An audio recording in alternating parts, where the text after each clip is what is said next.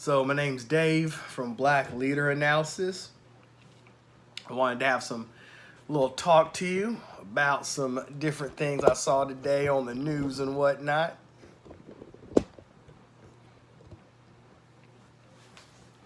So, yeah, this whole thing with Liam Neeson, right?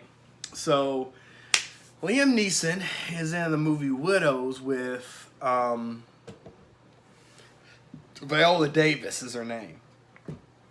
And the first thing that got me was she was talking about how groundbreaking it was to be in a movie with a hunky white guy like Liam Neeson. And yeah, she was saying how great it was being, how groundbreaking it was for her to be in this movie with him, and how good it is for a dark-skinned woman to be kissing this white guy like this. And the first thing that came to mind, if a black man said anything even close to that it was such a great thing to be in a love scene with this blonde white girl, he would be canceled immediately. Like, he would never be able to make another movie without people having a problem with him or making memes and stuff like that. The Viola Davis thing just went right under the radar. No one had a problem with it. Now, somebody on my Facebook group came back and says if she wasn't swooning, she was just making the point that dark-skinned women don't get to be in love scenes much, and especially with, like, white men.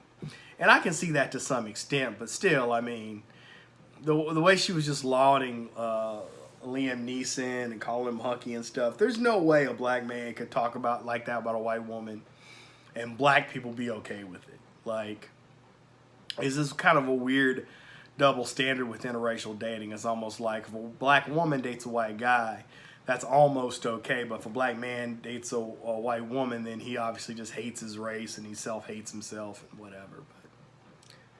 But you know, that's that.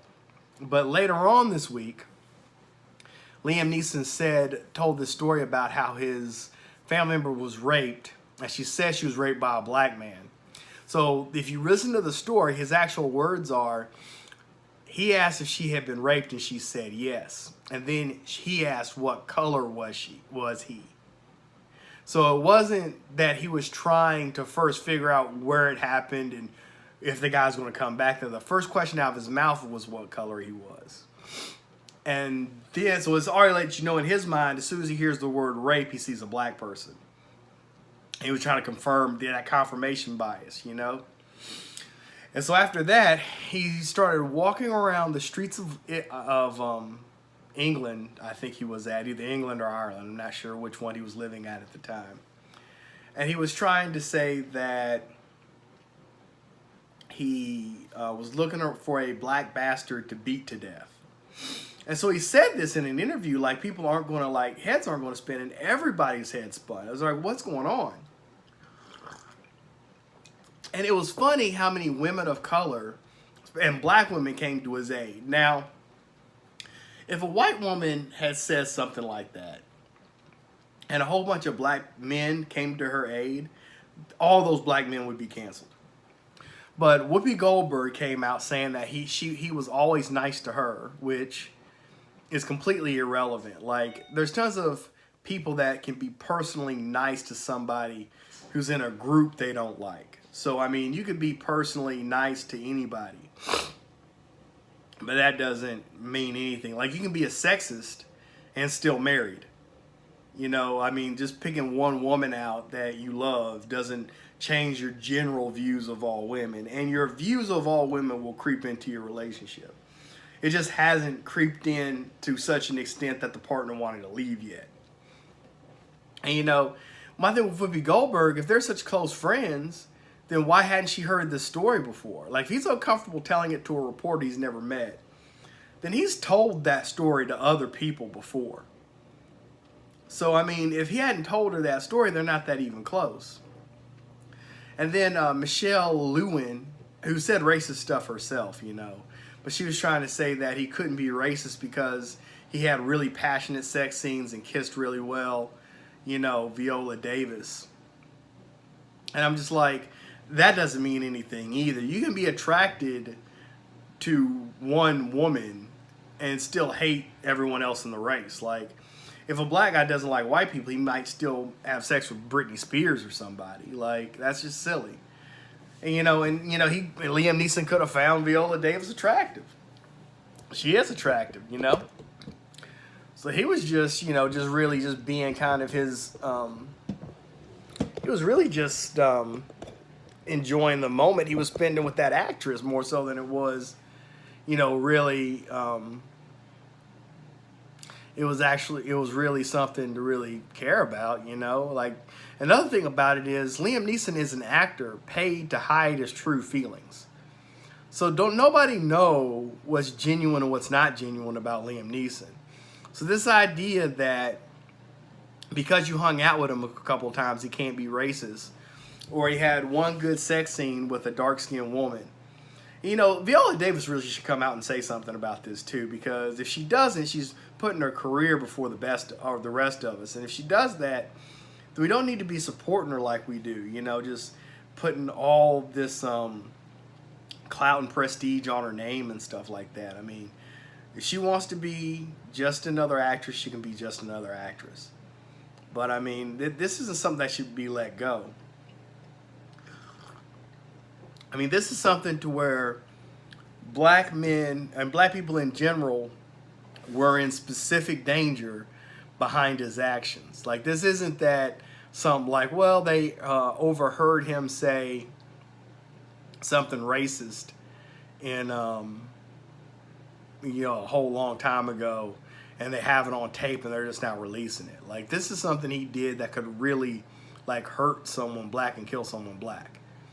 And if he gets away with this, it's just silly. And then Terry Crews coming out saying that I believe everyone's capable of great good and great evil, and he just expressed his fork in the road after he threatened to beat up Tariq Nasheed over a tweet.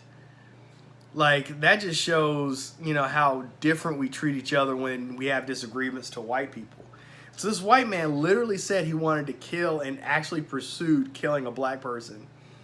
But you get less of a response from Terry Crews than you can from Tariq Nasheed not agreeing about feminism. Like, that's why we got to get back as black people to putting great thinkers at the forefront and not celebrities. In the 60s, we were listening to people like Kwame Ture, Stokely Carmichael, Dr. King, Malcolm X, legit great thinkers. A lot of these celebrities, they just want to be in the limelight. And Terry Crews has now made himself the bulldog of feminism because he got touched at a party 25 years ago and was too scared to speak up. So now he's dubbed himself the watchdog of feminism, and he's here to fight back against anybody who's not a feminist and threaten to beat them up. Like, which is the most patriarchal thing you could do, is be a huge person and then threaten to beat up other people. But, all these people should be canceled. Whoopi Goldberg needs to be canceled for trying to defend him. Viola Davis needs to be canceled for trying to bag him up. Michelle Lewin, we shouldn't really be bothered with her no more. And Terry Crews can get lost. I mean, like, he needs to really... Terry Crews is just ridiculous now. He's just some reactionary guy on Twitter just wanting to keep the limelight. Yeah, these people are ridiculous. And so the Virginia governorship, Justin Fairfax is his name. So in his response to the governor wearing blackface, he actually mentions that at the end that the governor's always been good to him and his family and treated him with respect. And that's no different than Whoopi Goldberg. It's the same kind of BS that, oh, well, he's personally nice to me, so he's going to be all right. Like, that's bullshit. Like, this is a guy who needs to be canceled too. I mean, you got him and the attorney general wearing blackface. I mean, this is just ridiculous. Like, people trying to rush to their aid. I mean, I could see if you're just like, I'm going to leave, him to his own devices, so I don't have a problem with him. So I'm going to leave him to his own devices. If Justin Fairfax had done that, I'd been all right. But to write that thing about him being personally nice to him, that's just silly. No one cares if The governor was personally nice to you, essentially at work, when you could like sue the, the governor's mansion and stuff. Like, and Fairfax's career is about to get canceled because they got Christine Bailey Ford's lawyer to take him down now. So he's about to get drugged through the mud. There's about to be 100 different women accusing him of stuff. Like his career is going to be over behind this too. So just kind of sad, but I mean, I don't really care much about the guy, but it's going to be interesting to see how this Virginia governorship pans out at the end.